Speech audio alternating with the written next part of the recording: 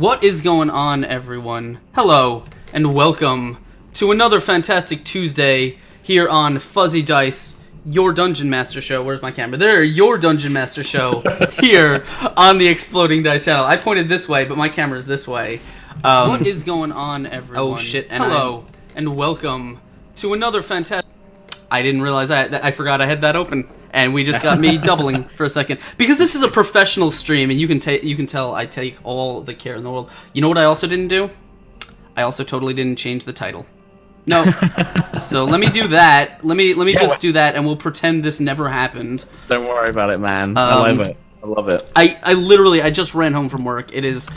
Yeah, I'm making you start a lot earlier as well. No, it's fine. It is fine. While I'm doing this, I want to say hello to my guest. He's standing which side of me? This side of me, Mr. Mark Holmes. How's it going, man? I'm good, thank you, man. Yeah, a little bit late here in the UK, but yeah, it's awesome I've been working on some stuff and keeping busy, and yeah, looking forward to chatting some D&D stuff. So. Yes, absolutely, and we have the title updated. So if you were already hanging out with us, sorry, it says that Skinny Ghost is on, but he's not. He was on last week. Hey, I'm happy for more. That might bring more people. Yes. In. This guy's not Adam. Who's this guy? No, Adam. I'm British. Adam will yell at me, and he will never hang out with me again. No. I'm so happy to be hanging out with Mark. We've actually been trying to kind of get together for a while, and yeah, man, tell me about it. It's you know what, I know all the troubles of scheduling between US and UK because a lot of my friends that I stream with are on UK time, and the fact that I stream like at 8 p.m. it makes it real hard for them to hang out like on my shows at all because it's always like 3 in the morning for them. So I'm glad you were here.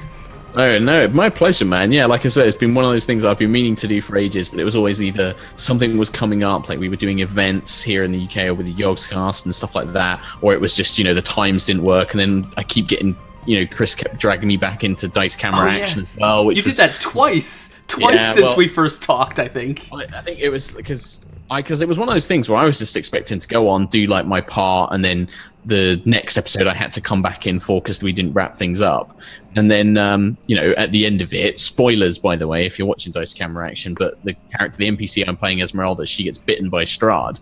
So I was like, okay, that's, me done. But I ended up sending just a quick message to Chris just saying, hey, if, you ever want me to come in and play Vampire Esmeralda, that'd be really fun. Give me a heads up and I'll come in. And he ended up just sending me a message just saying, hey, don't suppose you're free? We might need some help. I was gonna ask. I was gonna say, like, because I know a couple of the guests that have been on the show. How exactly does that happen? Like, who gets in touch with you? Because so it started off, it was Greg, Tito, Greg Bilsand, and Trevor Kidd. They were the guys that first kind of approached, and we were talking to them about some cool stuff, and they were being super lovely and supportive and sending us some stuff for High Rollers. And it was just, we were talking about it, and it's like, well, we'd love to get you and Chris Trott on as guests for Dice Camera Action. I was like, that'd be amazing. I've always wanted to be in a Chris Perkins game. What a crazy, awesome thing to do. And so we did that, and I remember, because Chris went on it first, and he kind of teased me for a long time, like, oh, I got to chat with Chris Perkins, I've got an email with Chris Perkins, I've got a meeting with Chris Perkins. I was like, yeah, all right, shut the fuck up. Because it was like, just, he knows how much, I was really looking forward to it. And then eventually, Chris just emailed me and was like, hey, here's my, I'm going to be away at Gen Con, so here's my cell phone number. If you ever want to ring me, if you've got any questions, give me a message. I was like, okay, Chris. So I've got his cell phone number now, and now he just DMs me. He's like, "Hey, you free to do this?" Yeah, I'd love to, man. And I like the idea of getting a flashing icon, like the Perkins phone is ringing, and I'm like, pick it up and answer it straight away. So.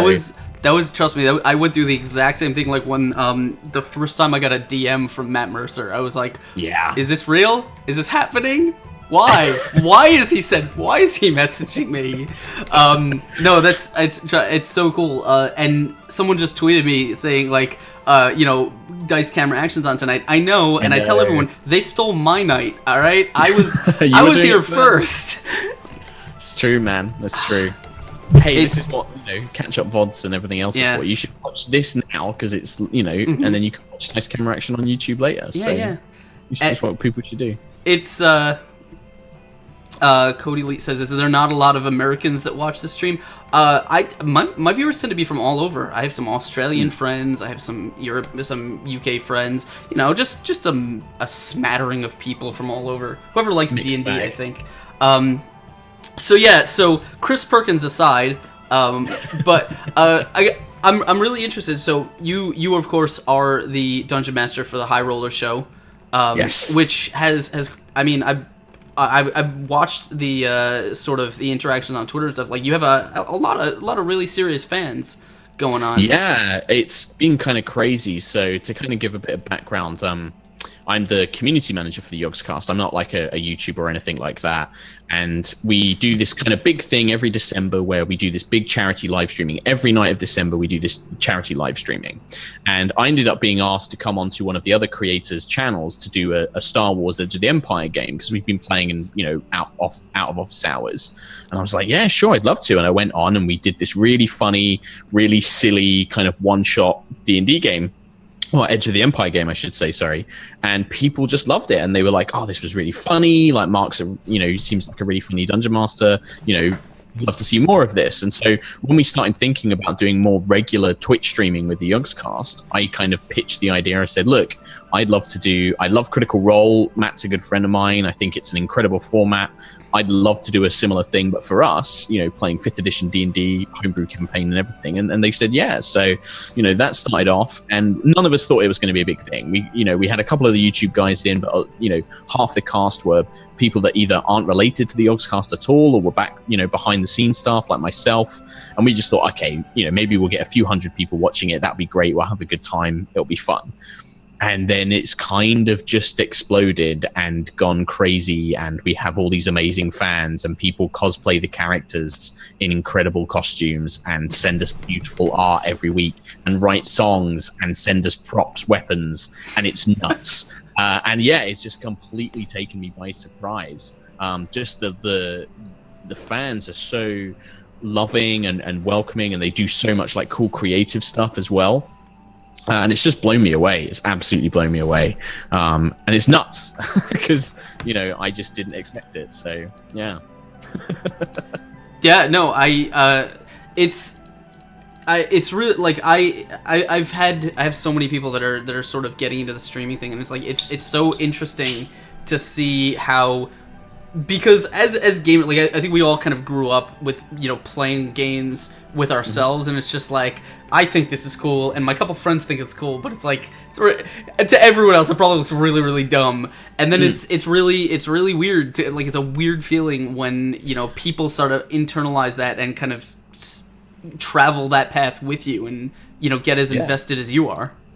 Well, that's it. I mean, I'm sure you're talking about this with like other guests and stuff, and I know I've spoken about it with a few folks like Matt and stuff like that, but I really think that Twitch and YouTube is just the perfect platform to kind of let people know that D&D or role-playing games in general is this fun social thing you can do with your friends. And it's, it's kind of nerdy, but at the same time, it's you hanging out with your mates and having fun. It's a very social thing. And I think you're right. Like, when, I mean, I don't know about you, but like when I was growing up, I had me and my group of friends, and we played D&D together, but we were the nerds, and like everyone, they played Dungeons and Dragons, ha ha ha. And it was always kind of that weird thing that me and my friends just did. So to get to this stage now where like, Forbes and Time are writing articles about Critical Role, and real role players, 20,000 people are watching Balance of Power on Twitch live.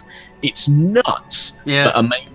And I really think that Twitch and YouTube are just perfect platforms, because it kind of allows people to look at it and see that it's fun, feel like they're part of it, but also learn a game which, when you just look at a book of rules, can be very intimidating, and you're like, oh my god, this looks so complicated. But actually, when you watch somebody play, it's the most simple thing in the world. You're just kind of saying, I want to do this. Then another guy says, okay, do this, and you do that, and you succeed or fail. I think it's possibly because like playing pretend has always been like the most natural thing in the world. Yeah, absolutely. It's just kind of a universal thing. Even if we don't want to admit it, like we all make stupid sounds with our action figures. We all dream about what it would be like to be in a kung fu movie or whatever. I still do those things. I mean, you should. No, I'm not saying you. I'm saying some people just don't want to admit that they do. Yeah, no, that's it. Like, I'm still the guy that, like, whenever I pass through like automatic doors, I instinctively do like a hand motion for Star Wars, and I do it. Like my girlfriend makes fun of me, but that's what I do. Or like, if I'm at home and I'm like on my own, I still do things like if I'm moving, like, if I'm painting miniatures and stuff, I'll make noises. When we play I play X-Wing the miniatures game quite a lot. We can't help but make TIE fighter noises and stuff like that. And you're right, playing pretend is just so natural. And I think it's almost a shame that, some kids these days, they don't really do that anymore. And I think that's, a big shame. I remember I've got such fond memories of being like, in a garden when I was a little kid with my friends, and we'd have like dustbin lids or garbage can lids and sticks, and those were our swords and shields, and we'd run around and we'd have these crazy adventures and storylines that we'd all make up, and we'd all remember it. It would be, the next time that we saw each other, we'd same sort of story going, and I think that that's just a wonderful thing. I definitely think imagination is just such a crazy gift, and D&D and RPGs just give us such a beautiful way to express it. It sounds really corny, but I genuinely think that's how it goes. Yeah. And my friend Birdverse playing in chat, who's saying, he's talking basically about the same thing. Is like once you kind of show people that there are rules, and it's really like there are fiddly bits and stuff like that, but at the heart of it, it's just telling cool stories and fucking around, and being as serious or as humorous as you want with your friends. Yeah, it's not really as intimidating. I said this on Twitter to someone. Someone had tweeted to me. They said, like, isn't it cool, or isn't it weird that like that D&D and all this stuff is cool now? And I'm like, no, it was always cool. People are just realizing that back in the 80s and the 90s and the stuff, when we were kids and we said like, hey, isn't this the coolest thing ever? Like, they didn't believe us, but now they do, because but it's we were saying that, people just didn't listen. See, that's what happens when you get all the handsome and beautiful people in Critical Role on camera, and everyone's like, oh, these guys are really cool. Like, they make it super cool. Matt with his beautiful, luscious hair, and Laura and Ashley and Marisha just looking gorgeous, and Travis with his big muscles. They just make us look a lot cooler as a whole, which I love.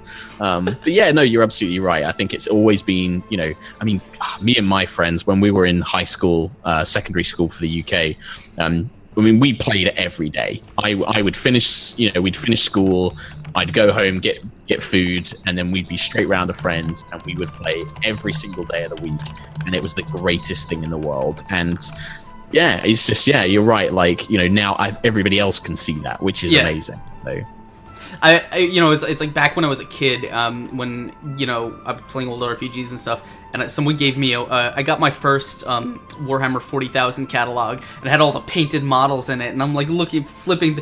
I had this at school. It was like I was like 12 or 13 in middle school, and I'm flipping this catalog. I'm like, this is the coolest shit ever, and like it was. It wasn't not cool. It's just other people were just too stuck up to realize it. I think, like, to be like, oh yeah, no. But I wanted to talk a little bit because about you as a DM. So I want to. By the way, I totally always forget to mention this at the beginning because I just assume people know this. For those of you guys who are hanging out with us, and thank you so much. So many of you came to hang out.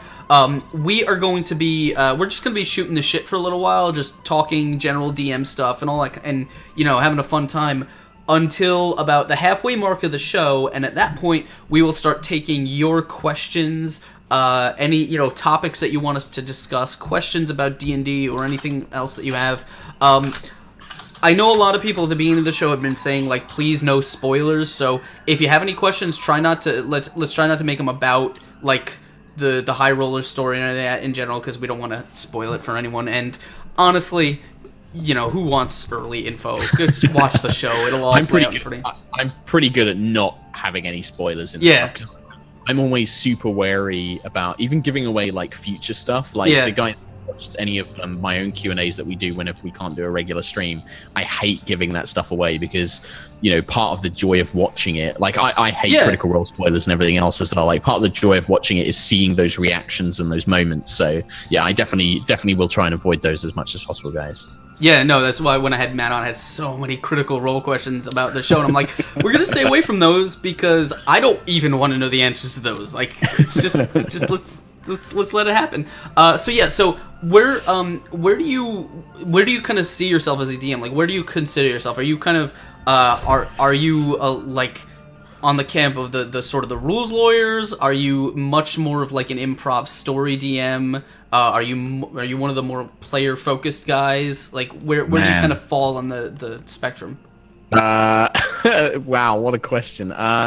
It's one of those things because I guess because I don't think about this stuff. I just kind of turn up and play my game and hope that my players have fun, and I hope the audience enjoy it. But I think thinking about it now, I wouldn't say I'm a rules lawyer, but I do like systems that have very specific kind of mechanics and rules, because I think that makes it easier for players. I've always had this philosophy that it's easier to work with restrictions than having a complete open canvas. Just because that can give you inspiration and it can give you ideas, and you kind of have a framework that you're working with. So I wouldn't say I'm a rules lawyer. I mean, the guys who watch High Rollers will know this, but I forget stuff all the time. We cock up rules all the time. I don't care about it in the moment, but I will change it when we go back. I'd say I'm more story focused. Like, for me, my two things, and I always say this, is at the end of the day, an RPG game should be about the story and about having fun. And those are the two key points. Like, if a rule's not fun, scrap it. Let's change it. At the same time, I want to make sure that everybody around that table is having fun and is enjoying the story. So I don't tend to... I've never been a fan of things like evil character campaigns or letting evil characters join the party and stuff. Just because I find that more often than not, that can lead to somebody not having fun, whether that's player A or player B or the DM or whatever. So, yeah, I'd say that, for me, I'd definitely be more... I feel like I'm on the fence. I feel like I'm a kind of a middle guy, but mainly it's about having fun. So, like, I'm more than happy to have a really silly encounter and to make everyone laugh, and then move on to the next thing and stuff like that. So, I don't know. No, I get you. I feel like I'm trying to follow up on Adam Skinny Ghost, and he's like got this crazy, cool, this incredibly smart man, and then I'm just like, I don't know, I like fantasy, lol, dice, lol. Like, I just like having fun. For me, the story is important. Like, I don't see myself as a great storyteller, but I like to think that I can create a fun world that players can create good stories in, I think. I guess so. I see. It's very strange because whenever I think about how I DM, everyone, like, I hear a lot of people that talk about, and by the way, thank you so much, Project Roulette, for following. Welcome to the madness, my friend. Hello. Let Dice Thulu embrace you as well as he's embraced us. You mentioned, like, saying being able to create a fun world. I've never really put much stock into my own world building abilities, mostly because I am not really a writer. I'm pretty shit at it. I think if you give me something that's already written, somewhere to start, basically like a design brief, I can create dramatic scenes and moments and stuff. But I wouldn't consider, like, I don't know, like, I guess if the world is fun to play in, I would never really take credit for that myself. I'm really good at creating drama and stuff like that, which is why I sort of focus on myself on allowing, on giving the players things to build on, and then kind of like hopefully creating dramatic scenes that they want to follow to the next one. If they don't, that's perfectly fine. Like, you will work with it. But when I prep, I will prep sort of vignettes. Like, this scene gives the clues, and then this is the next scene, and the in between doesn't really matter too much. And they don't necessarily need to go one to the next. Yeah, it's just, no, I think... if I hopefully want to like make it seem like it's a good idea to continue that way. Yeah, I mean, I think, that's kind of my philosophy as well. Like, I get a lot of guys asking, a lot of people asking sort of like, oh, how do you prep a session and stuff? And I think you're right. Vignettes is definitely the way I kind of approach it as well. I mean, I enjoy world building. I don't, I hope I can write well, because I have a lot of ideas. And for me, I tend to take the approach of I will create locations or interesting people and then form the vignettes around those. So like if I know that the players, are going to a village and I've created a cool little story about that village, I'll just prep maybe 2 or 3 vignettes that kind of illustrate what's interesting about that place or an interesting character in that place. And then they'll normally just go, oh, this is interesting, and then they'll follow it. Or they'll go, we want to go do our own thing, and then I can just reskin one of those vignettes to match what they want to do. And then that kind of leads on to the next thing. But yeah, I think like I try not to kind of plan these big epic arcs of storyline, but rather just pepper it with these little moments that kind of, like you said, kind of like daisy chain them or breadcrumb them to certain things that I want them to see, and then go from there, basically. I think what I've learned over time is that I sort of I like to start with an arc of the campaign. Like I like to think about what's gonna happen. Like, okay, so this is gonna happen, and it's gonna lead to this and this, and that's all the stuff that's happening around the players, but it's not what's happening to them, and it's not what they're doing. And so basically, the only time that stuff really comes into play is as the players are moving along with the plot, discovering clues, going to location to location, killing enemies, solving quests. It's important for me to sort of check back, like, okay, they've done this. What part of the overarching plot does that map to? And how have things been altered since we last checked in with it? Like, if they killed this guy, does that affect the overall plan that the villain has? If so, what is he gonna do? What would he do to kind of, would he seek revenge? Would he find someone new? Would he mobilize to take down, a city? How are the players affecting things? And then, they should. I'm sort of the mind that the players shouldn't really be able to tell what the overarching story is until about halfway through the campaign. Yeah, and even then, it's kind of still like maybe they know the name of an enemy or they know the name of an organization that they're working, but maybe they don't know all the plans. Like that's definitely the approach I've taken with high rollers. Like you said, like for me, I know the villain, I know what their plans are.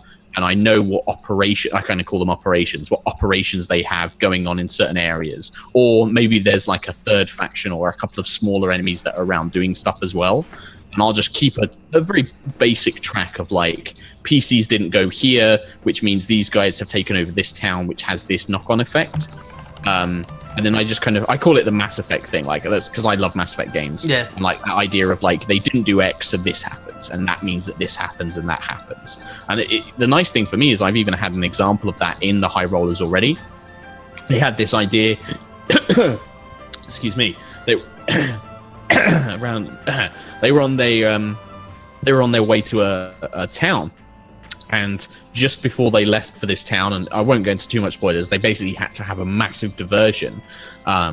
So they ended up having to go to a completely different area. And all the stuff I had planned in that town, I basically had to go through and say, okay, well, if the PCs never went there, this means that this would happen and that would happen and this person would come into power. And that's had a huge impact on the campaign as a whole. And I've had to, make some adjustments and stuff. But for them, it's all very much background stuff. Like they still don't know the full extent of what that's meant.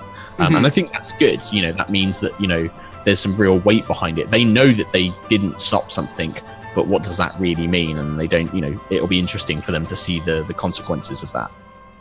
Yeah, no, I think that's the way I've talked to a lot of people about DMing, and some people have sort of told me, they don't really like the sort of the vignette style planning, and it's, and I understand where they're coming from, because a lot of the feedback I've heard, or the voices from other sides, is like, well, it should be more about what the players do and what they want, and what this and that. But I've sort of always been of the opinion that I think the DM should have a hand in sort of like, I don't like to take the DM's hand completely out of the equation and be like, this campaign exists only because the players are in it doing things.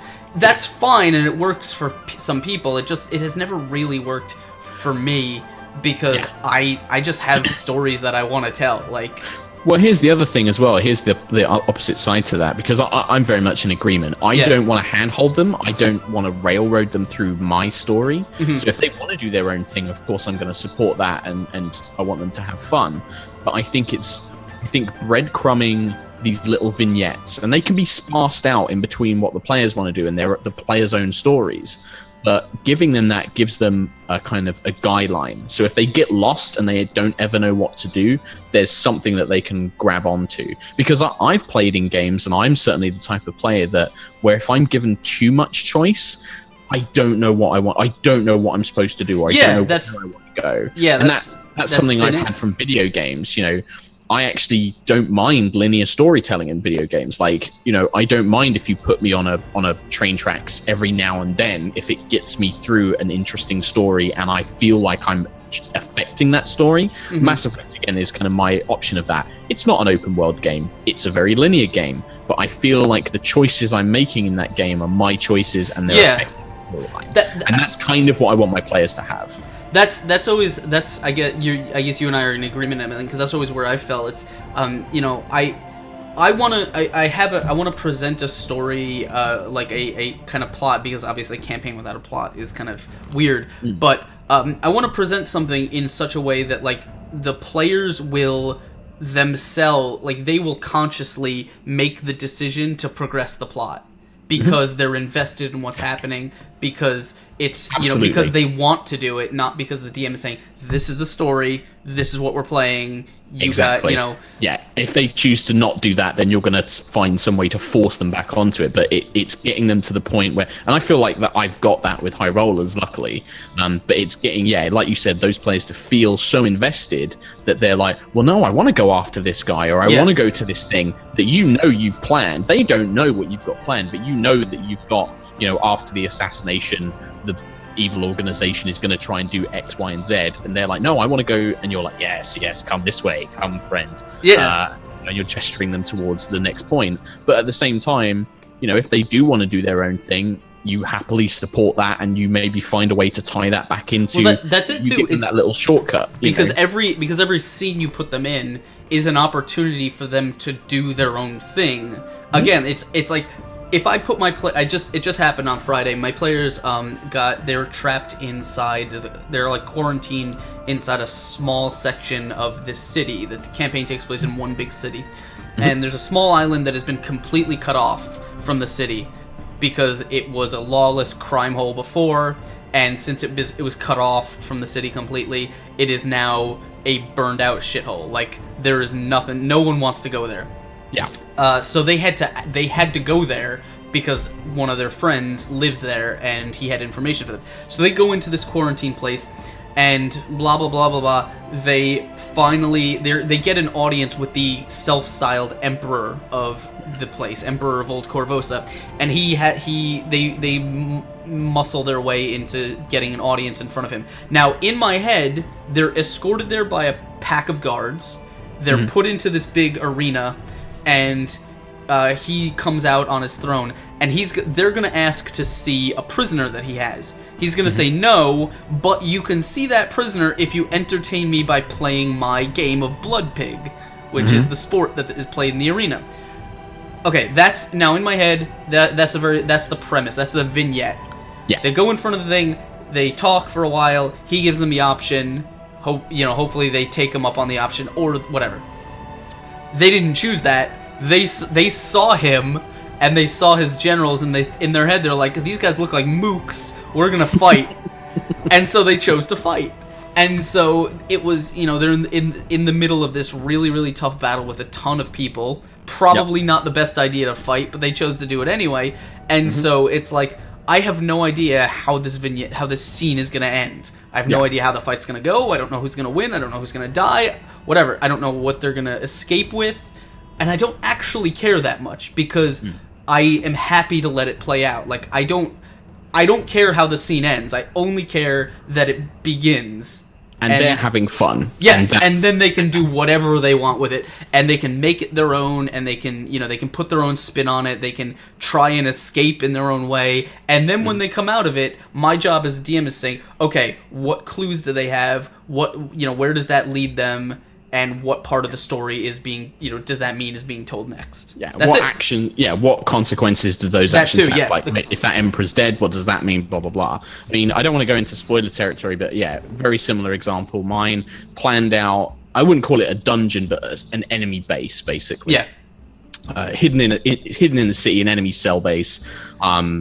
And basically gave the players okay, that the bad guys that you're after are in this place, and I had planned it that they'd go in, they'd fight their way through, mini dungeon crawl sort of thing, go through, explore, find the secret plans, fight the bad guy and get out. I kind of planned it very basically. They go in, they start fighting their way through, but then as they get to the lower levels, one of them's like, well, I'm going to try and impersonate one of the guards and get some information.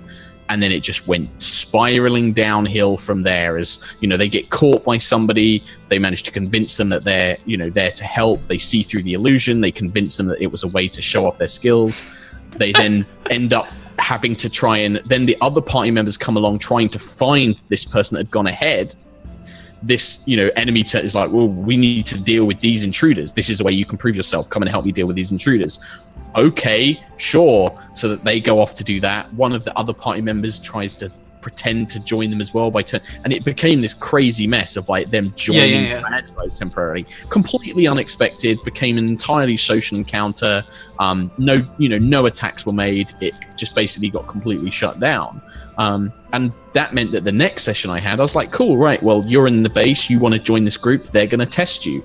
Here's a bunch of trials that you have to do to prove yourself. Completely not what I expected. They end up getting the same information just by pretending to join this cult and then stealing the stuff and then leaving. And same result. But as a DM, that's kind of like you just sort of like, okay, the everything that they would have gotten at the end, every clue, every bit of information, you can find another way to deliver that to them. They have no idea that they didn't get special extra information, or whatever. It's like because once they get into the scene, it almost doesn't matter what they do as long as they do something, because anything they choose to do will advance the plot in some way.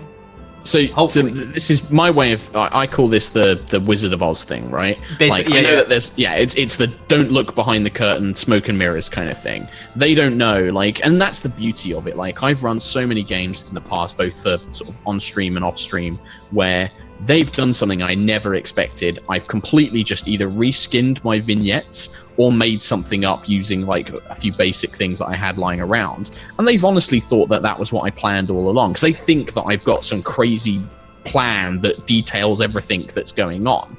And I think that's the beauty of it. That's why, I think a lot of people do oh no, you need to let the players make every decision. I'm like, well, that works for some groups. And, all the power to them, and all the power to the DMs that can run games for those groups, but that's not me and that's not my groups. My groups do need a little bit of a guideline just to bring them along. And if they do wander off, just a little way to kind of get them back on the track if they want to choose that, if they want to go that way. And that's it. And if they don't do that way, well, then that splits the story off and I write something new to kind of go with what they're planning, and then tie that into how everything else works.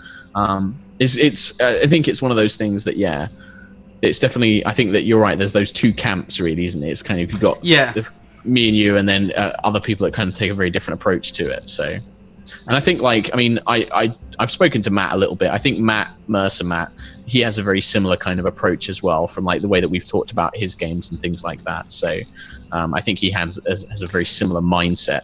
The only difference, and I've asked him personally, is he writes a lot more notes than I ever would. He makes notes about every single detail that could ever possibly come up, and a lot of details that will never come up. And I'm a horrible note taker. Even when usually the only time I will write notes for a session is maybe the first session, and even then I'm very lucky if I remember to read those. Yeah, I don't. I always forget to make notes about what happened last time, but then this is the beauty of having a Twitch stream with a very active player base and an active Reddit, because that means that I never need to remember what we did last time. I can just go and read what they did. See, I'm lucky enough that I'm enough of a nerd with not enough of a life that I don't forget, like, I'm never gonna forget what happened last session, because, like, that's the thing, is other people show up to the session like, oh, I don't remember, because, you know, my week was so busy, and I had so many things to think about, and I'm like, I've been, like, this is all I think about. I know exactly what happened. Like, that's just me. I'm so lucky on my Friday group, which is not streamed. I have a guy who, one of my players, is into note-taking, so he will actually write notes as the session's going on, so that at the beginning, I just let him, like, do the summary of the, you know, not because I don't want to, but because I'm so glad that someone else is keeping track of that stuff. But that's it as well. Like, he obviously there must be an element that he enjoys making those notes. So to him, like, being able to use that and be the recap guy is an element of fun to it. Like, you know, I used to play with a guy, this was back in my old school days. He loved drawing the maps. Like, the DM would never map a dungeon. He would just describe it, and then he would just go off what this guy drew in a vague estimation of it. Because the guy just drew these beautiful maps, and he loved it. He kind of was very into navigation and exploration. So, and he would make, like, little notes of, like, found this here, and what does this mean, and stuff like that. And just, it was beautiful. But yeah, I mean, in terms of, like, game notes, I normally write about 3 pages of A4 to 3 to 5 pages of A4 per session that we do for high rollers. But that will involve a lot of notes. That's a lot of bullet pointed stuff. So it'll be like, and that includes, like, monster, you know, because I do a lot of custom monsters in my game as well. So that will include, like, monster stat blocks and stuff like that. So it's normally just a case of, it would normally be locations that they are nearby or that they might go to with bullet points, normally about 5 bullet points of, like, why this place is interesting.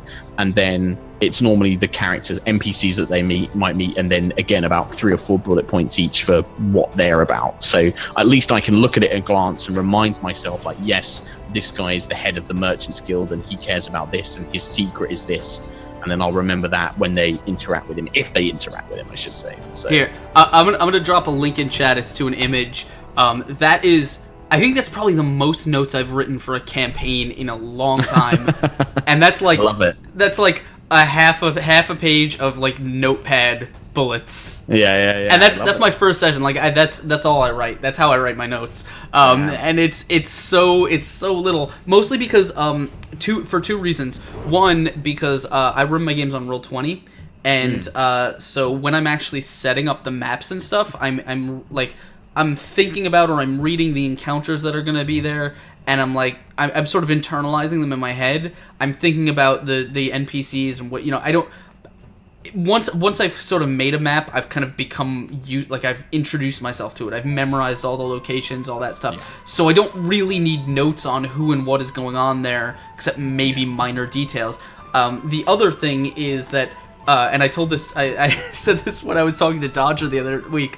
When I'm in my car at work, going to or from work or somewhere like that, like, I will just sort of I will monologue to myself, and that's how I plan my campaigns. Is I just my villain monologues, am exactly the same. And then the things that come from those tend to be like, oh, that's really cool. Let me spin a story point out of that, and then that's how I plan in my head. I always, just before, because we stream on a Sunday, and I normally get into the office about an hour or 2 hours early before everybody, just get all my notes together, make sure the table's all set up, and I talk to myself all the time. If I'm at home alone, I talk to myself all the time, and I will rehearse NPCs things that I think that they're probably going to say, or, like, you know, if they've got something to talk about, I'll kind of rehearse it, like, out loud. And sometimes I'll be like, oh, that's a really cool idea, oh, maybe I can think it, and then I'll go off and write, like, a little extra bit about that, or I'll come up with a funny idea. And that's kind of how I think about voices as well, because I'm like, that helps kind of take away a little bit of the sort of, like, nervousness of doing silly accents and stuff, is that I just kind of do it to myself a little, you know, just beforehand. So yeah, no, definitely. I mean, I think, like, with notes and stuff, like, I mean, I'm about to start running a Eberron 5th edition game outside of work. It's not going to be streamed. It's just for fun with some of the guys I work with. And for that, I'm definitely doing a lot more work in the kind of first session prep. But then after that, it's going to be very much open, because it's the kind of concept for the campaign is Mission Impossible, but with Eberron. So they're all kind of playing spies. They get magical gadgets and stuff like that. And I will give them a dossier the first session is, here's your mission if you choose to accept it. In that dossier is a map, a target, an explanation, and then they come up with the plan. So it's like, you've got to go to a theater and tag this ambassador with this magical tracking device and get out and not be seen. That's your mission. Here are your items. And then I'm like, cool, you guys come up with the plan. And then the rest of it is just like a few notes that I know about the main NPCs, a few kind of facts about the location, and then I'm just going to kind of wing the rest of it. Now, just a question, because that by the way, that sounds awesome. This is not a question about the game itself. This is a question about the setting. Are you using like official Eberron stuff, or is it like homebrew Eberron? Yeah, no. So I'm going to use the what I can find, because I don't have any of my books anymore. I got rid of them all ages ago, because I used to have all the 3.5 and 4th edition Eberron books, and so I'm using what I can find online. Huh? I said I think I have PDFs of most of them. Yeah, I'm going to try. I'm probably going to get some on Drive-Thru RPG, because I do love I love the setting. Yeah. But yeah, so I'm using the official kind of world. I'm going to use the rules from Unearthed Arcana, and then I'm going to just homebrew a little bit of stuff in there. One of our players wants to play a gunslinger, Matt's fighter archetype, so I'm going to kind of homebrew in some black powder. I mean, if it would work anywhere, it would work in Eberron. Exactly. So, and I've said to him, like, I'm going to give him like some magical ammunition and stuff like that as well, to kind of like Eberron it up a little more. Yeah. And you know, I want to kind of incorporate some of the newer races and stuff like that as well. And so there'll be a tiny bit of homebrew, but it's mostly going to be canonical stuff, because I honestly, Eberron is my favorite campaign setting. I absolutely adore it. There's an adventure from an issue of Dungeon Magazine. I don't remember which issue. I like 133 or something like that. It's an Eberron adventure, and it's just about this dude, this investigator guy, like really famous investigator, Victor Saint Domain, and he put away a whole bunch of criminals, and he kind of went crazy and freed all the criminals that he put away, and like he's masterminding a big plan. I loved that idea so much. I'm like, I can't use the Eberron stuff because but I love that idea so much that I stole it wholesale, and I ran that in my my Curse of the Crimson Throne, my Friday game. Nice. And it's so cool. Like it was similar to what you did. Like we, the town guard just sort of dropped these dossiers of these violent criminals that in the hands of the players, and like all you get is like their name, a little bit of information about them, and like their last known associates or something. And like you don't know where they are, you don't know what they're doing. Like you have to track them down. You have to bring them in dead or alive. And they've been kind of going through the list and like killing them one by one. It's a lot of fun. That sounds cool. I love the concept of it. I think one of the things with Eberron, like, I don't know if I would want to ever run like a big overarching campaign in Eberron, but what I think Eberron is great for is those kind of short, action-heavy, really dramatic, over-the-top little, not one-offs, but like short chains of adventures. Yeah. Like, whenever I've played Eberron, I pick an action movie and I take the plot and then I put that in Eberron. This is a while ago, back in 4th edition. 4th edition time. I did an entire kind of mini series of adventures, which was based on this movie Speed, where the players were on one of the lightning trains and there was a bomb attached to it. And if the train slowed down, or if they tried to get anybody off the train, the magical bomb goes off and blows up the train. And so it's kind of, I just took so many things from like, all of those kind of 80s, 90s action movies and threw them all into one. And it just works because it's so silly and it's so over the top. And you have like masked robot terrorists, giving cheesy one-liners and stuff like that as they throw people off the train and stuff like that. And it's just perfect for that kind of setting. Something I don't necessarily think you can get away with the more kind of traditional fantasy setting, is just being really ridiculous and over the top with Eberron, which is one of the reasons I love it. So yeah, the thing about Eberron that's cool is because you have machinery like electric trains and stuff like that. You're right about action because it's a setting where you could easily have like huge explosions and like train cinematic crashes and all this stuff, and it's like and it's not out of the ordinary, and you're like that's cool, dude. And And it's like I'm going to actually, so with this Eberron campaign, I've for the first time I'm going to be using a bunch of the variant rules from the DMG as well. Mm-hmm. So I'm going to be incorporating like the no natural healing, action points, a bunch of other stuff, like just to kind of give it that more intense, dramatic feeling. Because one of the things I found is with the fantasy, I definitely want to start incorporating the no natural healing. So that the idea is that on a long rest, you don't just get hit points back. You have to, spend hit dice. You gain hit dice back, but if you want to heal, you're spending hit dice or spells or something. And it just makes so much sense. Like, I'm surprised that I've not really used it before, because it just makes... It's one of those things where I think it makes the game it kind of makes the game a little bit more like 3.5 or Pathfinder, where like you only gain what is like 2 times your level in hit points when you slept, which is not a whole lot.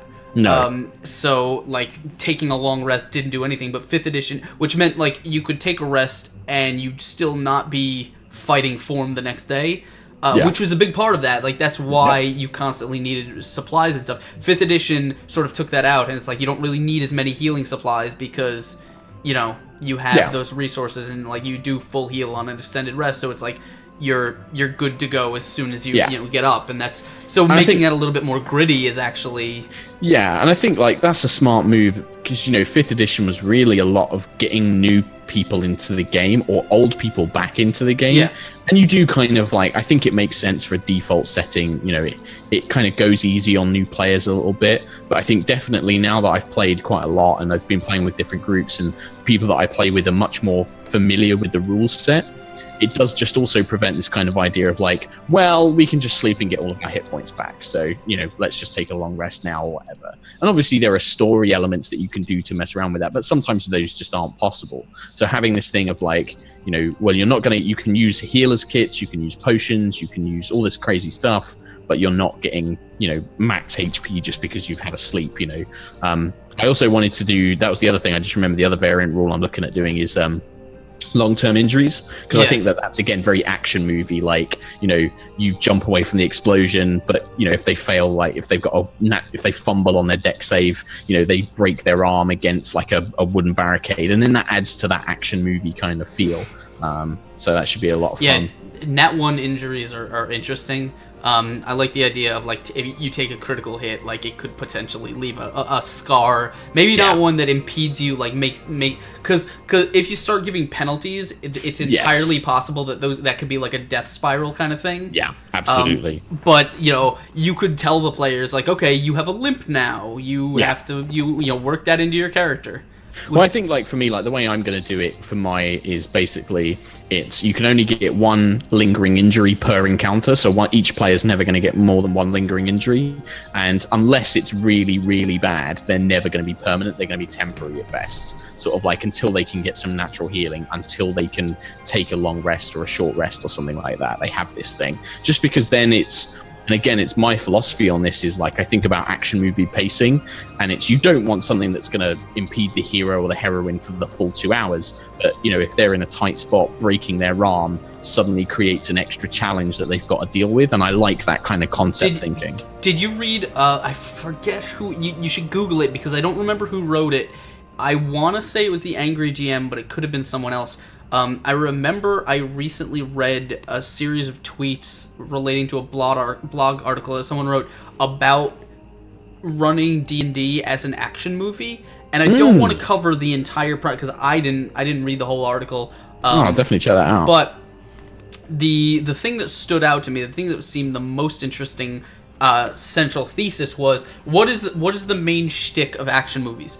The hero, the main character, actually doesn't start out as lethal as they are at the end of the movie. But at the end of the movie, they're healthiest at the beginning of the movie, but they actually are most deadly when they've taken injured. A ton of damage, like when they're beat up and they're shot and they're limping and stuff. But it's at the end of like they seem to be stronger as they get hurt more. That's just sort of an action movie thing. And there was a whole diatribe on working that concept into the role-playing game system, and I like that. I really like it. It was a really interesting thing that I never really thought of. I've never really sat down to try and run a game as a based on an action movie. But I think if you're doing that, it might be an interesting read.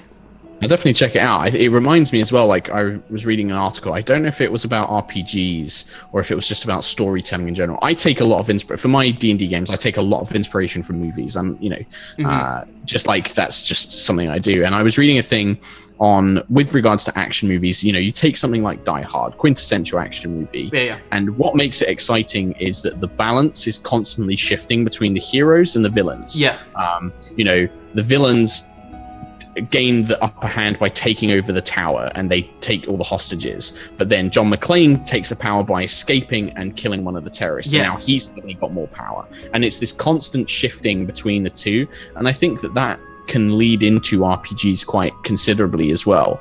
You don't ever want the players constantly feeling that they've got the advantage over the conflicts that they're facing, because then they're just going to never think that that they can fail, and they're always going to succeed. Whereas if you give them that, suddenly the villain is now much more in control. He has one of their friends hostage. He or she's just gained a powerful magic item. He or she's beaten them to the punch at doing some objective that they were after. Suddenly it creates that, and I think this leads to link everything back to early conversations we had about that idea of inspiring the PCs to take to want to follow up on the story that you're kind of breadcrumbing to them, is creating that sense of urgency by, again, shifting that balance of power towards the villains or towards the opponents, because then they'll go, oh shit, they've got that, oh fuck, what do we need to do this, and then it drives them to want to do that, and I think that's a cool tool that a lot of DMs that especially new DMs might not know about. So that's kind of a cool thing to share with them, I think. That's actually, it's interesting you said it, because I was just thinking, it actually something that hit me when the scene I described recently, like before, where my players went into the presence of this emperor, this kind of self-made criminal lord, and they stood before him, and he is a higher level than him. He has a ton of dudes with him, and their only thought is, all right, we can take all these guys. Like, to me, it wasn't something I expected, and where in my head, my DM instantly says, okay, when he escapes, which he did, he dimension doored out, I need to find a way to up the challenge of this fight. Like, I need to to make the players realize that this is not the option that they should have felt comfortable taking. Not because I want to punish them for it, but because I can't make it feel like, oh, well, we could just wipe out everyone because they're all mooks, and then we're... Yeah. Unfortunately, my players in that game have really high ACs and stuff, due to a various combination of factors. One player is, literally a wall of metal, the other is incredibly high dexterity, so it's like, I am getting to that point where normal thugs don't challenge them anymore. So we need to find a way. We need to find a way to up that. And I know exactly how I'm going to do it. I just didn't know I needed to bring it in this early. Yeah, that's the thing. That's definitely brings me the mechanical side of things. I definitely think I love 5th edition to pieces, but one of the problems I've definitely encountered in games that I've been a player and a DM for is when you get somebody who gets their AC into the 1820s, and then they find a way to consistently either give disadvantage to enemies or have other people they become so hard to deal with. I was playing a Eldritch Knight, gave her she had base AC of 18, took spells like shield, and then had the cleric do things like, we were fighting a lot of undead. This was an Curse of Strahd game. Protection from evil, undead. They all have disadvantage against me. None of them could hit me. I think we went into a room with 6 vampire spawn. We were level 4. None of them hit me. I think I got hit once in that fight. Yep. And it's just this is actually somewhat of a problem. we're talking in this character. We're playing Pathfinder, so we're talking characters with 25 AC and up. I remember the days of 3.5 and Pathfinder of it's crazy high ACs. Yeah. Plus you have a swashbuckler who's critting on a 15 or more, and it's everything dies. Need to find a way to up this ante. Though I'm lucky in that sense that I do have the barbarian player legit just sent me a message talking about his next character. He pulled the most barbarian move I've ever seen. So he got he was running up the stairs to get at the Emperor. Emperor cast hold person on him. So he fell down paralyzed. And then the the mooks started like dragging him up the walkway because the Emperor has a giant guillotine that he uses to like execute people publicly. So they're dragging this dude to the guillotine, right? He manages to unparalyze himself. Mm-hmm. Right as he does, the gnome barbarian that works for the Lord, big axe swing crit right to the chest. It drops him to 6 HP. And he's like, he sees the Emperor a couple steps away from him. He says, okay, I want to stand up. I want to run to him. I'll take all of those attacks of opportunity along the way, and then I want to hit him. He took 2 attacks of opportunity. His damage resistance left him with 1 health left. He hit the Emperor, and then his weapon deals damage to him when he attacks. Oh, wow. Instantly down on the ground. But he did run forward, and he did hit. Took a whole lot of damage to get there. That's sticking to the character RP. I love it, man. That's amazing. I love it. We've come up on we're coming up about an hour-ish, give or take. And since we are, I want to remind everyone, and obviously thank everyone who's hanging out. You guys are awesome. You are watching the Fuzzy Dice Show here on the Exploding Dice channel, where we hang out and we talk DM stuff every Tuesday. We're going to jump into Q&A in just a second, but before we do that, I have a couple announcements I want to talk about. Big thank you to everyone who's followed so far. Rico and... let me find the other one. In Another Multiverse. Thank you guys, and welcome to the madness. We actually made an announcement on the last episode that we did, not of Fuzzy Dice, but the last D&D episode, where we are on our home stretch. I think we're 140 follows away from 1,000, which is amazing to me. We're going to hit that before our 1-year birthday. I'm so happy about it. When we hit that big 1,000 mark, I am going to be hosting my very first 24-hour D&D stream. I'm gonna get all my friends, and I'm talking like the big names, like in D&D. Like we've got some people. So, and Project Roulette. Yes, thank you too. But I already thanked you. But thank you again. So yes, if you want to help that happen, please hit that follow button. You get all this awesome D&D content every week, and we appreciate it so much. Amazing. So, all that out of the way. I'm going to do my exclamation point Fuzzy in chat, as Dice Thulu will remind you that Fuzzy Dice is your DM hangout for discussion and Q&A and all that good stuff. And I got Mark here, so that means, it's a waste to not let you guys ask him questions. So if you want to, we're going to start taking your D&D questions in chat. Anything you guys want us to talk about. If you want to shoot a topic for us that you'd like us to discuss, if you have a question about dungeon mastering, or if you just want to ask really weirdly personal questions, I can't stop you there. No, that's fine. I get enough of them on our Q&A, so I'm more than used to it now. What's the weirdest question that you've ever had to answer? Nothing too weird. I mean, because of the nature of stream games. Whenever we do Q&As, there's inevitably questions about like shipping characters from high rollers and stuff like that. And I guess for me, I'm just like, because they're not my characters, I don't see it in that way. So I always find those quite hard to answer. I'm like, I don't know, I guess. So they're always quite interesting. We have, I don't know about, not necessarily question, but we have this one stream donator every week for high rollers. His username on Twitch is Awkward Dog Boner, and he donates every week with his boner rating for the show. And he'll it's always at the end of the show, and it will be like his boner moment or his erection rejection moment, and he tells us something from the show, and it's always so weird but hilarious to read out. It's really awesome. That sounds really funny. Yeah, no, it's really awesome. But yeah, no, I don't know about super weird questions. Nothing too personal. Not that, I mean, yeah, the Eurocast is a weird place anyway. We do these charity live streams where we have loads of us dress up as Disney princesses to sing karaoke and stuff. So yeah, kind of strange. Speaking of dressing up, I haven't decided. I'm gonna go down to the costume shop tomorrow after work, and I'm gonna buy a costume for You're doing Halloween? Yeah, we're having a show the day before Halloween. And so I have to go buy a costume. I convinced most of my players. One of my players was really, really dejected because he didn't have a Halloween costume, and he refuses to go down to the store and buy like a cheap one because he's like, I have standards, and I'm like, in all fairness, like, I'm kind of with that guy. But yeah, no.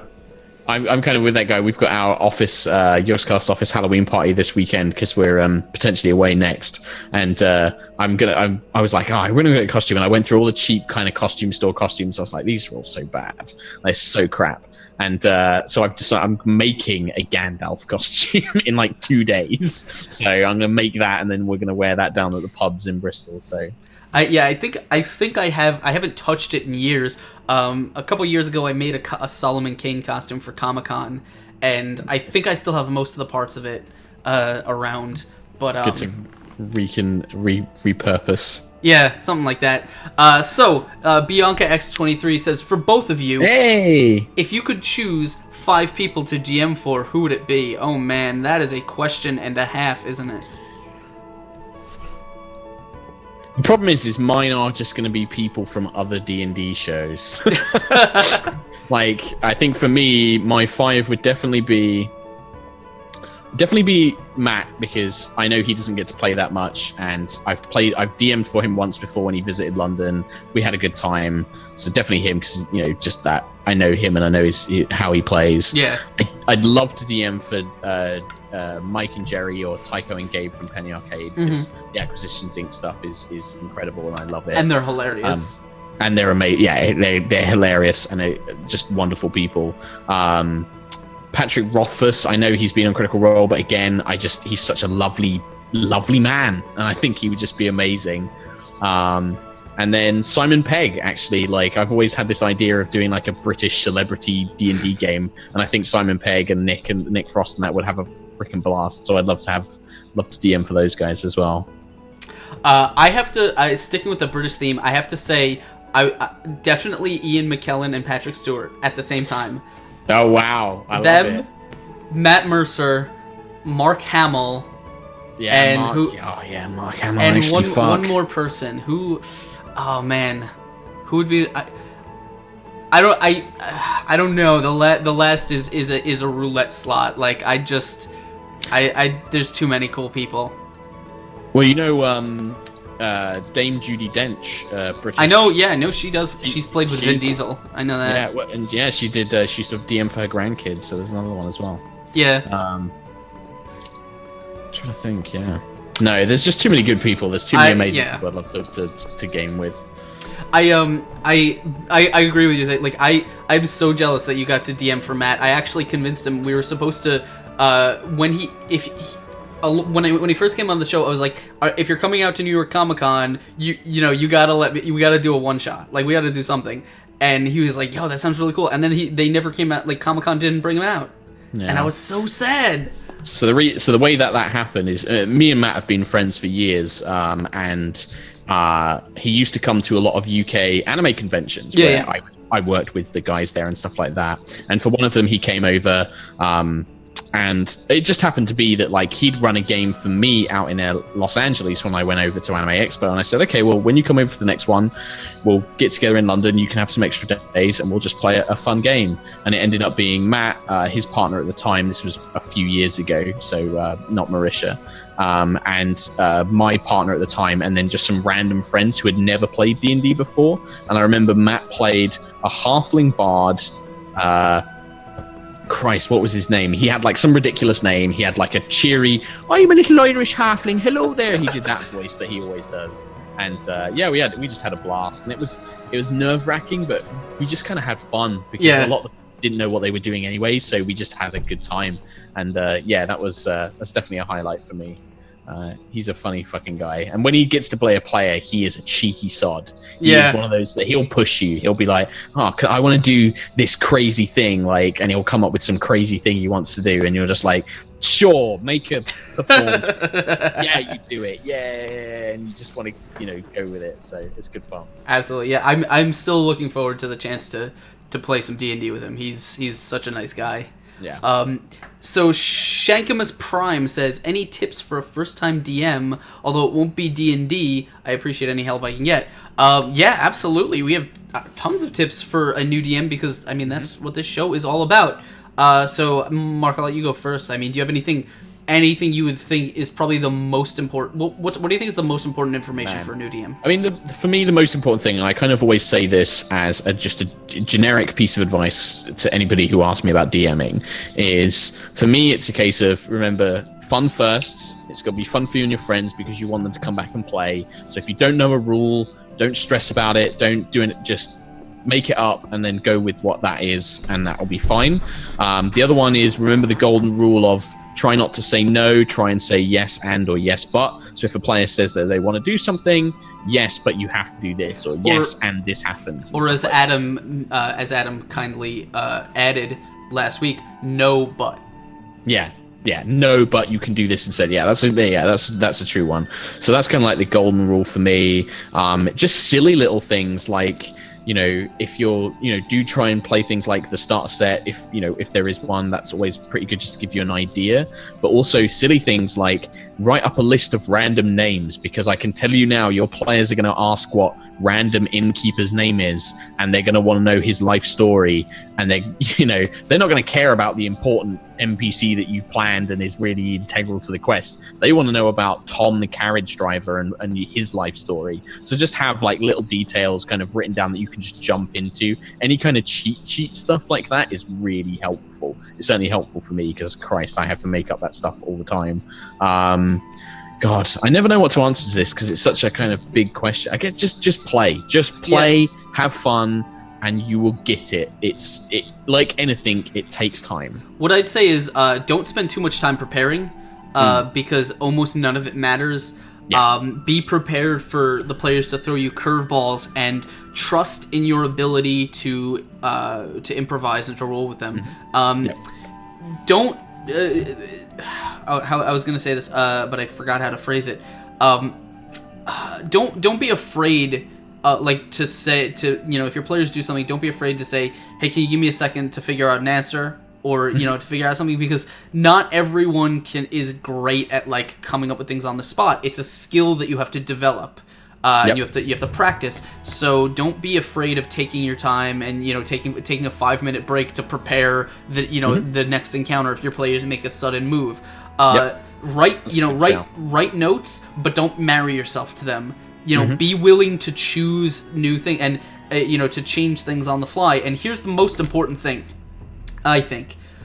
Notice what your players find fun. Yes, If they really seem to like talking to an NPC and asking them about their life story and just learning about where they come from, and maybe if their fun is interacting with NPCs, find a way to to give them more of that. If they really like getting into combat and smashing things with a hammer, then let them do that. Then give them that.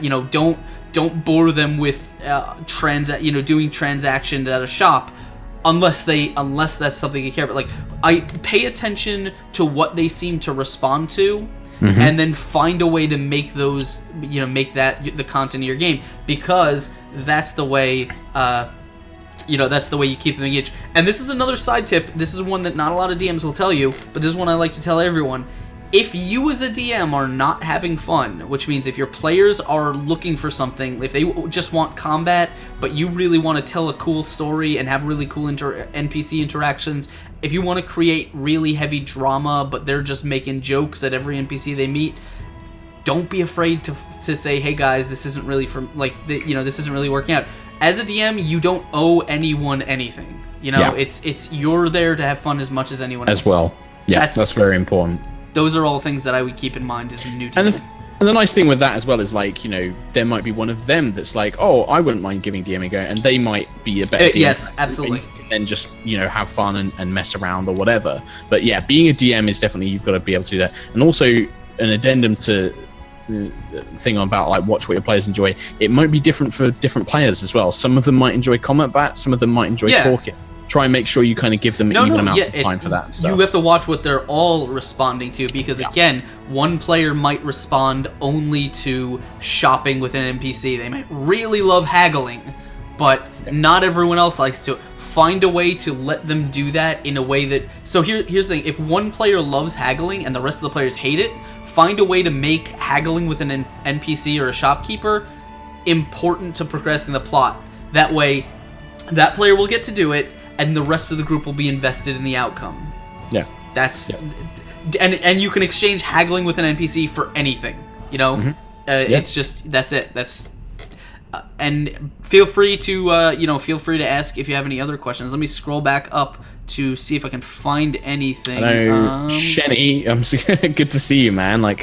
He's somebody that I know. So Shenny had a question. Yeah, absolutely. Go for it. And then I was going to say, so yeah, I found this one. I think this is the one after Shankamus Prime anyway. So when you have a group of players who enjoy the roleplay element but aren't brilliant at the combat sections, causing them to extend them longer than they need to be, would you scale the difficulty for the party survival or just stick it out? And that was the D&D question, and then he's asking me when we will finally be able to have coffee. Soon, man. You know how busy me and Nina are, but yeah, we're definitely up for doing it at some point. The question though is kind of when you have a group of players who enjoy roleplay but aren't brilliant at combat, which makes it last longer than it needs to, would you scale the difficulty for the party? Yeah, I would. Again, it kind of ties into that thing of if the party enjoys combat, enjoys role-playing, but they're not so hot on the combat, just scale it down. That's okay. It's at the end of the day, it's about what's fun for the group. You don't need to, throw them into really kind of min-maxy combat encounters if that's just not something they enjoy. Let them, reduce the HP. I actually used to love the old minion rules from some of the old D&D. Give them 1 HP mooks that are a threat, but they kill them and it's oh shit, I killed that guy, and that was really fun, and it speeds up. There's a lot of good tips out there for speeding combat up as well. I know that there's been some blogs about it recently and stuff. I'm trying to remember some of the advice from by the way, thank you so much, Shankamus Prime, for joining us. Welcome to the madness, my friend. If your players really like role playing, maybe don't necessarily focus on making combat a tactical encounter. If they're not strong in tactics, if they don't really care that much about thinking about, okay, this is how we get an advantage over the enemy, or this is how we maximize our positioning, whatever. Then maybe you can, instead of doing that, make your encounters more narrative.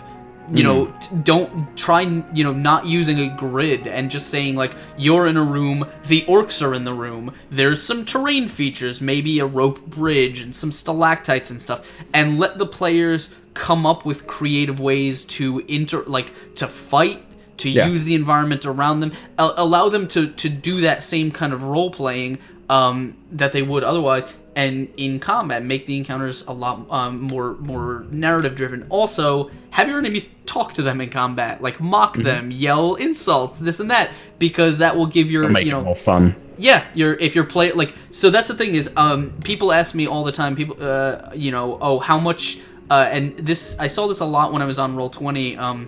When I was running games and when I was looking for games and when I was recruiting players before I started streaming, people always ask, what is your combat to roleplay breakdown? Is it 60-40 in your campaign? And I'm like, I don't consider them to be two different things, because there's no reason that one has to stop when the other begins. Once you roll initiative, your players don't need to stop talking. They can still interact with the enemies, get information, and deliver sort of roleplay as combat is going along. And if they're not doing that, it may be because in their minds, there's sort of a divide between those things. If the enemies start talking to them, then, they'll start opening up and they'll start responding. Try it. I mean, let me know how it goes, because it's hard to say what exactly works. Maybe your players just don't like combat at all, which is fine. And then you can sort of find a way. How some games have a narrative mode where sometimes they have the combat, but it's not quite as hard. Maybe you can do that if that works for you. I don't know. I like going the idea of just kind of giving them the narrative description. No grid, not worrying. If they're not, like you said, they're not min maxers. They're not kind of going, well, if I cut, this is the best spell, whatever. But letting them kind of create interesting opportunities using the terrain or making checks or using skills. Don't be afraid to let those things be really rewarding. Yeah. If they come up with a cool idea about knocking a tree down to do something, have that kill like a big bunch of orcs. Fuck hit points, don't worry about that stuff. At the end of the day, it's what your players are finding fun. And if they get a big, if they cheer and they're like, oh my God, that was awesome, let them do it, let that work out for them. Because that's the thing, is you can look at stuff like D&D and it's got very hard maths about encounter difficulty and XP and all this. But at the end of the day, that's just guideline stuff. If they're having fun by just killing, by doing this cool shit, then let them do it. Likewise, if they don't enjoy combat at all, even just have them say, okay, have them just describe their actions and then, come up with cool stuff that they can do around it.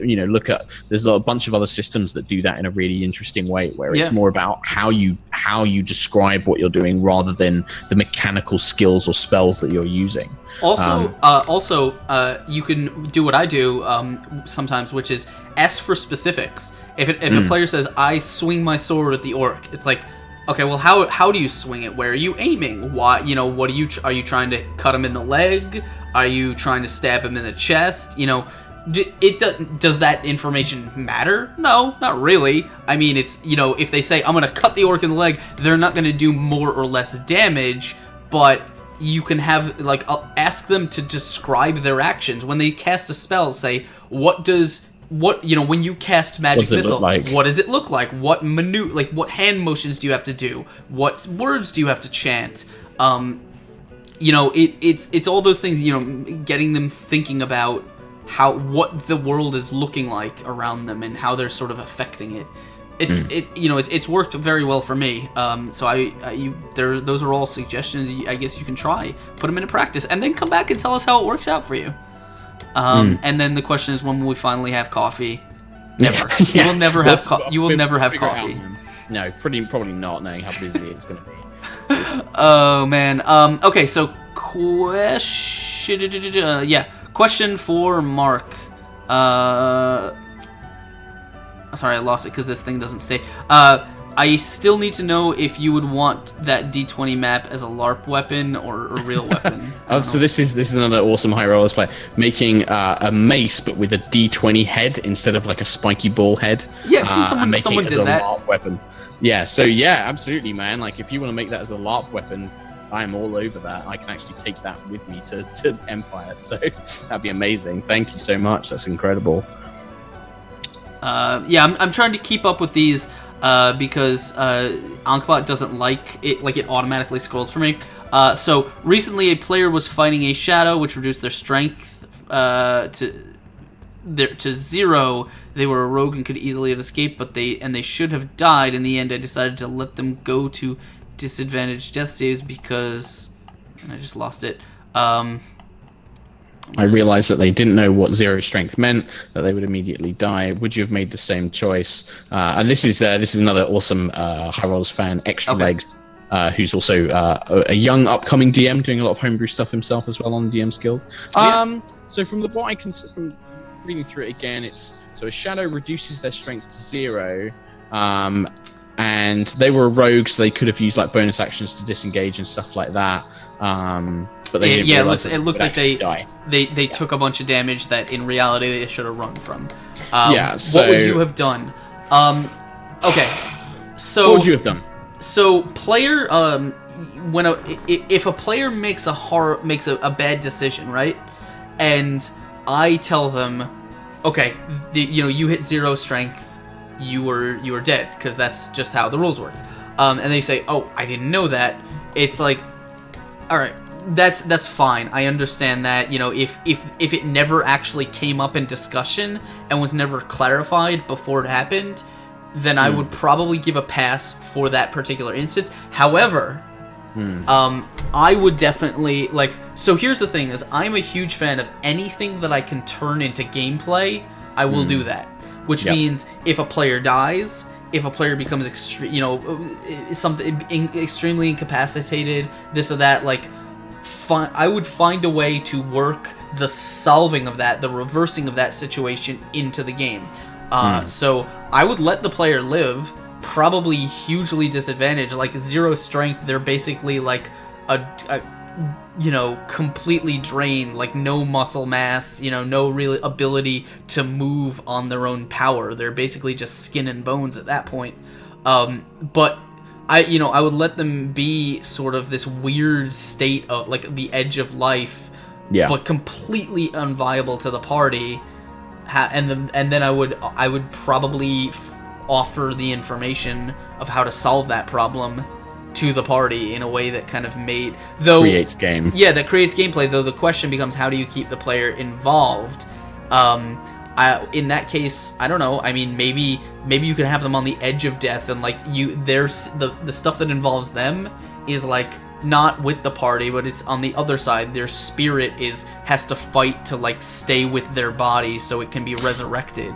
That's definitely what I was thinking, like some sort of like either, like the idea, I like the idea of them kind of being in, the Shadow Realm or the Shadowfell or the Death Realm, and they're trying to kind of stay with their body or trying to fight off these things while the others are desperately trying to like heal them or cast spells on them and stuff like that. Or the other one is, maybe it doesn't kill them, but they temporarily become like a shadow themselves, and so until they get this healing or they get like a certain curse removed or they go visit a special NPC or whatever, they have certain abilities reduced. They can't do certain things. Maybe that they become a ghost that the none of the players can see, but they can still move around and interact in some ways. It definitely, that idea of if it had never come up and it was kind of like a genuine like, oh fuck, I didn't know that, it's like, okay, well, you get like a free pass, but that has its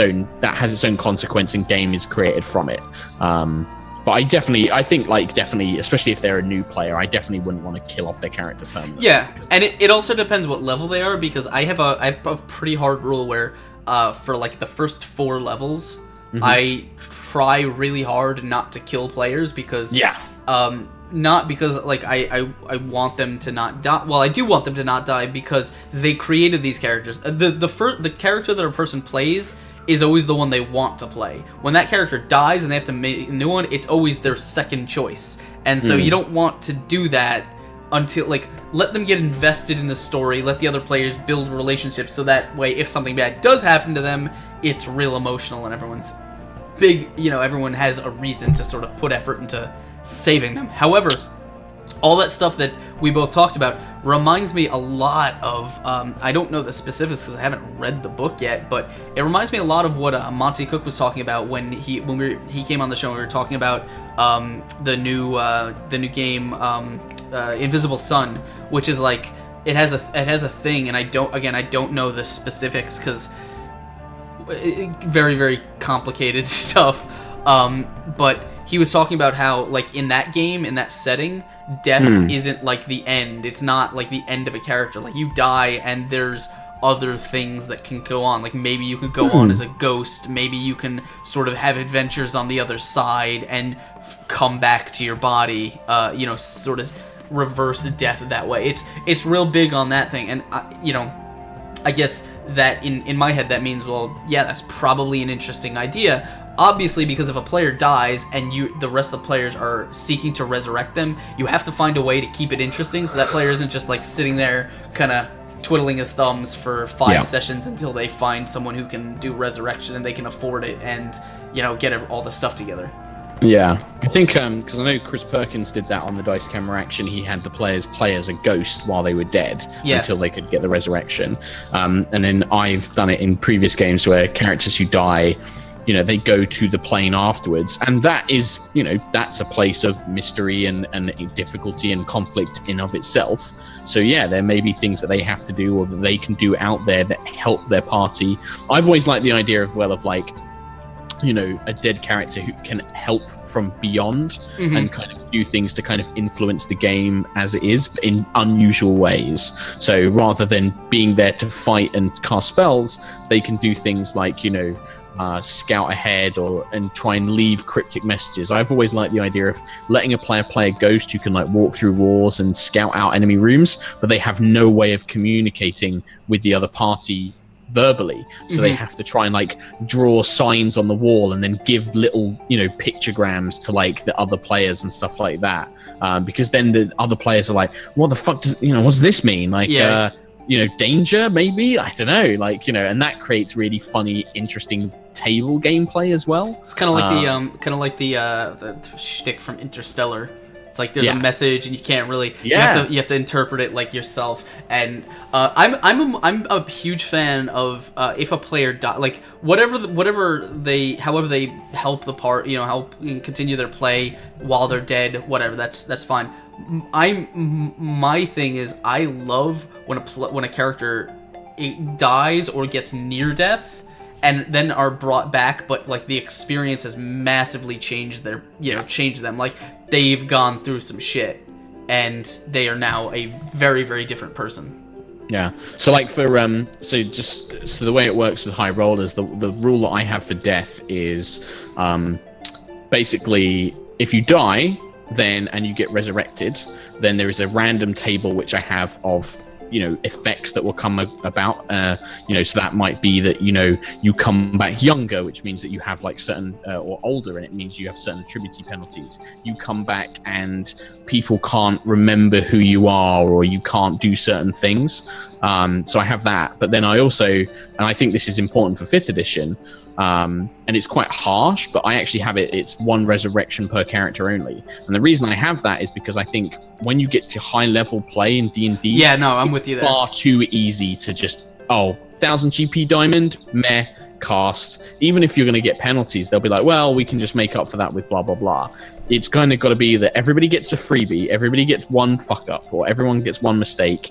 They get brought back, and then after that, if it happens again, that's it, and that creates a real sense of danger. Is that that's it, or is like that's it unless the party goes and gets their soul back from hell or something? Yeah, I mean, I think like if the party found something like they did a very carefully worded wish spell, or they find like a really powerful being and they do something incredible, maybe. But I'm generally I'm thinking I'm going to stick with my guns, and it's a one go each kind of thing, because it also means that, especially, and maybe this is me kind of thinking of it in a sense of a stream as well.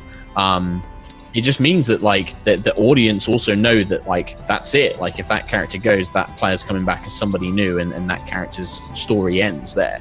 And that creates interesting drama in of itself. It's like, if you've got that player, I call it the Dragon Ball Z effect, because you've had your 1 wish from the Dragon Balls and you can't come back again.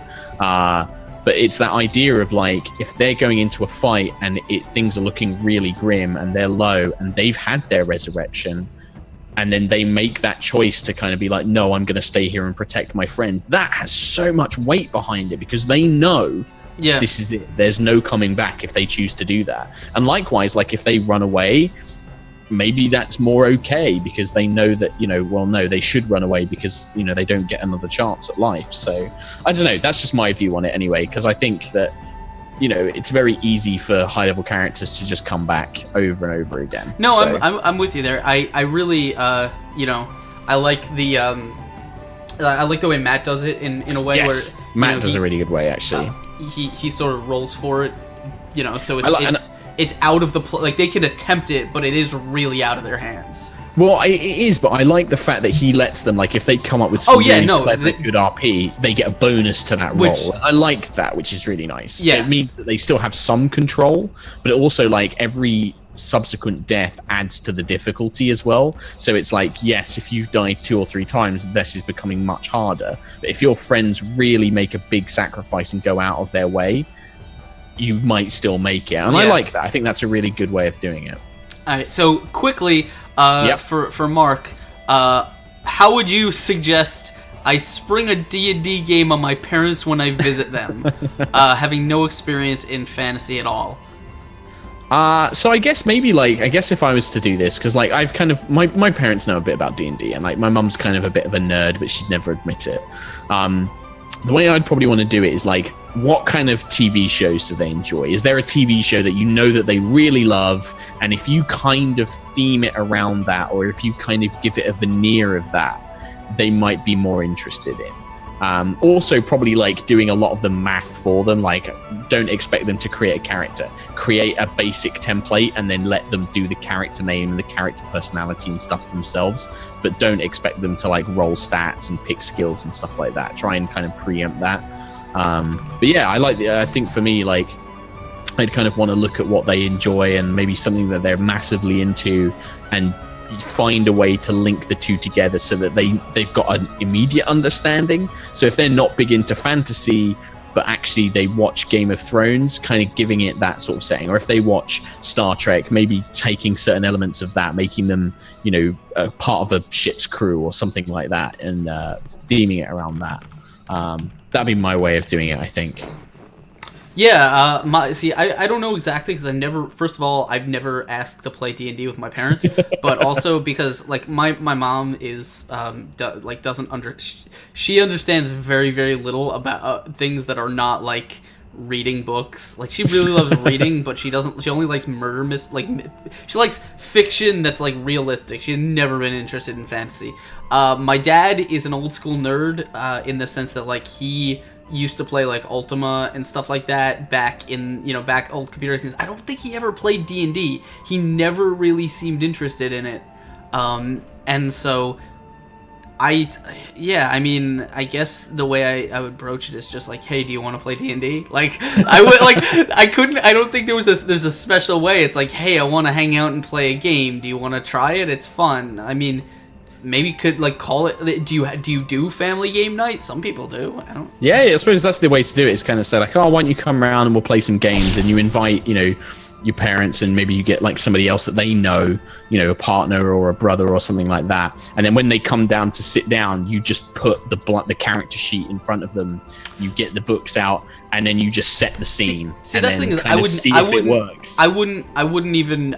Maybe I'd give them a simple character sheet. Yeah, absolutely. I wouldn't bring out any books, because it's like as soon as you bring those out, someone who's not already interested is going to be like, all right, checking out. I'm done. Peace. Yeah. I was saying that, like, when you were saying about, like, your parents, like, I kind of, if the dad's kind of got an understanding of, like, the basics of, like, hit point from games and stuff like that. But I kind of like the idea of, like, maybe you set it as a murder mystery and you just don't play up the fantasy elements, and maybe that kind of gets the interest of, like, you kick it off like any good murder mystery novel of there's a body, this has happened here, you kind of set the scene and just see if they run with it as well. Yeah. I think sometimes people can surprise you in that they can get into stuff. I'm pretty sure like that's definitely the way I'd approach it with my parents, is just kind of setting it up, because they're kind of ex-actors as well. Yeah. So I think they would kind of, if I gave them a scene and they had some vague information about who they were, kind of almost like what do they call them, like the murder mystery dinner parties? Yeah, like that's what I was thinking. I'm like, I'm sure my parents would go to one of those without batting an eye. So it's like, just do the same thing. That. Have them fucking walk around and say it's like what's that game? Say it's like charades, only instead of miming, you're talking. Yeah, that's pretty much. Yeah, I like it. Cool. Well, I think it's going to have to be a last couple of questions, because I'm going to have to head off to sleep soon. No, absolutely. So I am going to scroll back up. If you see any you want to just shout out. I'll scroll up as well. While you're doing that, Project Roulette has been asking a few times in chat, A, if you can be his father, and B, if you are his father. I'm pretty sure I'm not anybody's father. In terms of being a father, that is probably the thing I least want to be right now. Sorry, man. I'm sorry. But you can be like a cool nephew. How about that? None of the responsibility, but still some sort of familial relationship. So, my nephew's a stand-up comedian, so. Oh, nice. All right. I saw another one, and I'm trying to find it here. But like I said, this dog boner, yes. What kind of sacrifice did you have to make for good rolls? Is that a thing? So, are you really? Do you roll really well? Yeah, so this is from Bianca. So it's kind of like a joke amongst high rollers. I have 2 dice, and I've stopped using one of them because I'm pretty sure there's an air bubble in it. I mean, I've rolled like 3 natural 20s in a row on that thing. I just crit them. If I'm DMing, I just crit. If I use those dice to play, garbage. But when I'm DMing, those dice hate those players. I actually have like a solid metal D20 now that I only use because it's actually fair, and I know it's not going to be some sort of some weighted crap. But yeah, I do roll very well. I didn't have to make any sacrifices. I think I just bought a dodgy D20, so. Although I had the same thing. I used the same dice. I used my metal dice when I was in Dice Camera Action when I guested on that with Chris. Rolled like 2 natural 20s in a row on that as well. Just like, I felt awful because I was like, I promise you, Chris, I'm not making this up. Like, I roll another 20. See, on my games, we play with drinking rules. So if the players roll a 1, that means they've sabotaged the crew and they have to drink. And if they roll a 20, they've sabotaged the DM and I have to drink. Oh, nice. I know. I used to listen to. I don't know if you've ever listened to it. As a D&D podcast called Crit Juice, which is a D&D drinking game. Yeah, they're friends of mine. They had to go off the air, and I've been waiting for them to get back on the air because here's the thing. You know when they stopped, when they kind of fell off the map a while ago. I think a couple days before that, they had just agreed to be on my show, and then they stopped broadcasting. And like, I'm waiting for them to come back because I want to hang out with them. Well, David Crennan, the DM for Crit Juice, and he does the Never Tell Me the Odds one, the Star Wars RPG. But he's one of my favorite DMs as well. He's so funny. He's definitely my favorite comedy GM. I think just so funny, and just all their drinking rules. I must admit, I'd love to do like a drinking game D&D one day. Just like all the madness. Let me tell you something. We just got a thing. I can't give huge details about it, but there's a company that makes they make glassware. Like pint glasses, rocks glasses, all the liquor type glasses. Yeah. And they have markings on them. The pint glass is a D20, the shot glass is a D4, and stuff, so you can fill it and drink to roll. Now, we obviously can't play a whole game with those, but I think the D20 glasses may actually show up on the stream at some point. Amazing. That's amazing. Sounds incredible. Cool. Well, I can't find any more questions. There was one about they wanted to know how long until the dragon rots. Oh yeah, so the players in the game, they did kill a young dragon, and it's nothing too scary, and they got very lucky. I don't know. I've been thinking about that. They have been gone for like a week. I guess I need to just think about it in my head in like how roughly long do I think that a dragon corpse would last. Probably not much longer, depending on what they do, but we'll see. I'm not going to be too harsh on them. They have been dealing with a revenant chasing them for like the last 4 days, so so that's been quite fun. I don't want to miss it because my friend Fix a Geek asked a question, and we'll just make this quick. Fix a Geek says, how do you sort of, when your players kind of get into a routine and stuff, how do you kind of go about throwing them for a loop? How do you mix things up on them? I don't know, really. My players threw me for a loop more than anything. Yeah. As a DM, the thing that I think throws players the most is when you bring back someone they haven't seen in a while. Or a thing they haven't thought about in a while. Bring back an NPC that they haven't seen in a long time, or someone they thought they beat. Maybe someone that they had a deal with a long time ago. Maybe someone they cheated. Maybe someone that fled from battle. Bring them back, make them more powerful, and having something to do with like the current enemy. Like, and as long as the players remember them, they'll be like, "Holy shit, that's that guy." Yeah, so that's a perfect example. So I was saying that the high rollers guys have been dealing with a revenant. I had it's like been a while, and then I gave them like a kind of like a day off episode, which was like a festival, and they got to have fun, and there was silly mini games that they were doing, and it was very chill and very silly and good fun. And then right at the end of it, I basically have this custom revenant that I'd kind of leveled up a bit and given some extra powers to turn up in the city, call out the PC that had killed him, and basically starts throwing fireballs and kicks off a big combat encounter. And they were all like, "What?" Yeah, it was like real sort of like, "What the fuck is going on?" Because they thought that was never going to come back to them. So that was a good laugh.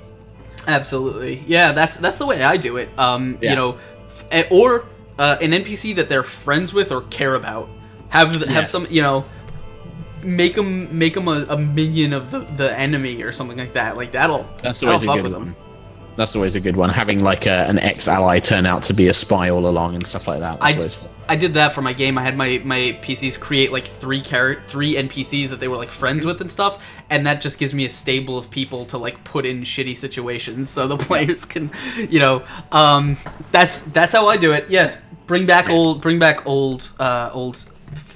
enemies and old flames and stuff. So yeah, I think that's probably going to be the last question we're going to be doing. I know it is very, very late for Mark, and we got to wrap things up. So what's up? Sorry, no, I was just going to say I'm going to head off and get some sleep, but yeah. Yes. So before we do that, I want to thank everyone for hanging out. You guys have been awesome. Thank you for everyone who has followed. Thank you everyone who has joined us and all your great questions. And as always, a big thanks to Mark Holmes for hanging out with me. I had a great time. My pleasure. I hope you did. I loved it. It's been great. I just like talking D&D, man. As do I. So before I let you go, do you want to just let everyone in chat know kind of like where they can find you, what kind of, just to plug yourself a little bit? Yeah, so I'm sure most of if you guys don't, you can follow me on Twitter, which is probably the best place to get like information about what I'm up to, which is just at Sherlock_Humes, HULMES. In fact, you got it on the screen there. Yes, but in terms of D&D stuff, we stream 5th edition D&D on the High Rollers, which is every Sunday at 5 p.m. BST or GMT. I can't remember which one we're in. Every Sunday on the twitch.tv/Yogscast. And yeah, we do that every week. It's a 5th edition game. It's a lot of fun. And you can check us out there. Yeah, absolutely. And as always, guys, you have been hanging out here on the Exploding Dice channel. My name is Askren. I'm your host and Dungeon Master here. For those of you who are new to the channel, we play live D&D every Sunday at 8 p.m. Eastern, playing the Jade Regent campaign. You can see the little banner for it right here. Nice. And of course, every Tuesday, I've got this show. It's called Fuzzy Dice. I bring on awesome people, and we talk about awesome things. If you enjoyed the show, please hit that follow button. You get alerts about every time we're going live and all the stuff we do. There's a schedule of all the games that I'm in down in the corner. And help us get to our 1K goal, and you get to be part of a 24-hour stream that we're creating. It's going to be amazing. Awesome. The last little bit I will say is, if you enjoyed the show, and I hope you did, please consider joining us and becoming a patron on Patreon. The link is provided by Dice Thulu in the chat. Every dollar goes to help making the show better, and you get some really, really cool rewards that you can use to interact with our games when we're playing live. It's amazing. That's really it. Thank you so much, everyone. We're going to get out of here because we all got to get to sleep and get to work in the morning. Yeah, but as always, don't let Dice Thulu get his tentacles on you, because he gets very, very handsy when he does. Thanks a lot, everyone. Nice. We'll Thanks, see you. everybody. We'll Catch see you you later. next week. Take care, guys. Bye.